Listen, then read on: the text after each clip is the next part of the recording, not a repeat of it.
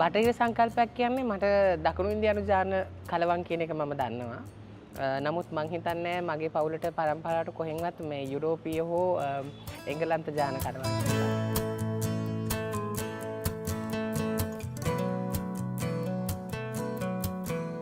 කිසියම් සංස්කෘතියකට කියන්නේ බටහිරට නැගෙනහිරට හෝ බටහිරට මේ ලංකාවට මේක අඳුනලා දෙන්නවත් ලංකාවෙන් බටහිරට අඳුනලා දෙන්නවත් පුළුවන් දෙයක් නෙමේ.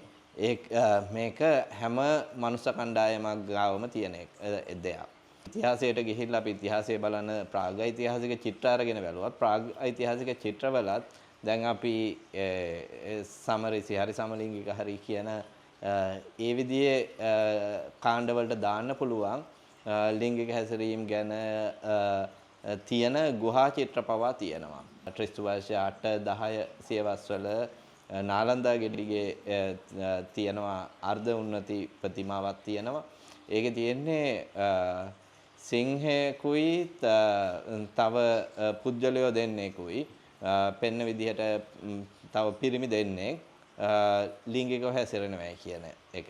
ඉන්දියාව ගත්තත් ඉන්දියාවේ මම හිතන්නේ කජරාව් ටෙම්පල් එකේ තියෙනවා කැටයම් අපි වගේ රටවල් ගොඩක්ම සෙක්ෂුවැලිටි එක ගැන සෙක්ස් ගැන ඕපන්ලි කතා කරපු රටවල්. අපි හංගන දේවල් තිබුණේ නැහැ.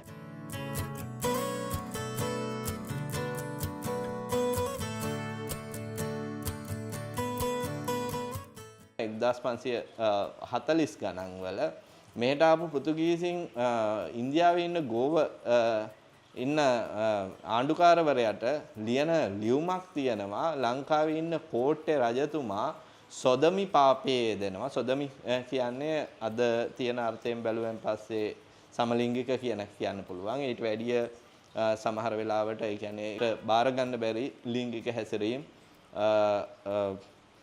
ඒක ඇතුලේ අයිති වෙන්න පුළුවන්. මේකේ තියෙන්නේ ඒගොල්ලන්ට ඇති වෙච්ච කල්චරල් ෂොක් එක. ඒ කියන්නේ ලංකාවේ මිනිස්සු අත්විඳපු හරි ඒ තිබුණ විවිධත්වය සමහර වෙලාවට ඒ නිදහස කියන දේ ඒගොල්ලන්ගේ තිබුණ අර ඒගොල්ලන්ගේ සදාචාරය ඇතුළත බාර ගන්න බැරි වුණා.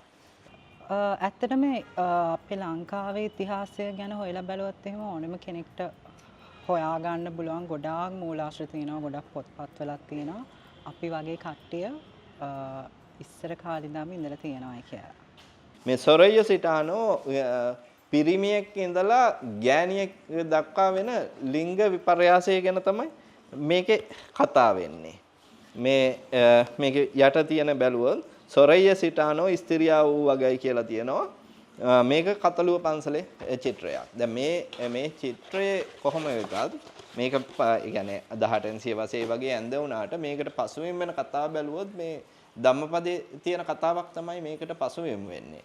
එතකොට මේ වගේ දේවල් පවා කියන්නේ ලිංග විපර්යාසයක් වුණා කියලා ඒක මේ ආගමට නොගැලපෙන ඒ වගේ දෙයක් කියලා ලංකාවේ මිනිස්සු කල්පනා කරේ නැහැ. ආගමික චාරිත්‍ර වාරිත්‍ර කරන්න, පෙරහැරේ නටන්න ඒ වගේ දේවල් කරන්නදී ගොඩක් වෙලාවට නායකත්වයේ ගත්තේ අපේ හිටපු නච්ච ප්‍රජාවේ අය. එතකොට ඒ ගම්වල හිටපු ඒ කියන්නේ අර ගෑනුවෝ පිරිමිහෝ කාණ්ඩවලින් වෙනස් වෙච්ච අයටත් ඒ ප්‍රජාවේ ඉෂ්ට කරන්න සුවිශේෂී කාර්යභාරයක් තිබුණා. ඒගොල්ලන්ට ඒ සංස්කෘතිය ඇතුලේ ගෞරවයක් තිබුණා. ඒගොල්ලෝ බොහොම නරකාය විදිහට හෝ සංස්කෘතිකව සදාචාරමය වශයෙන් වැරදි අය විදිහට බැලුවේ නැහැ. ඒගොල්ලන්ම බාරගත්තා ඒ සංස්කෘතිය ඇතුලේ.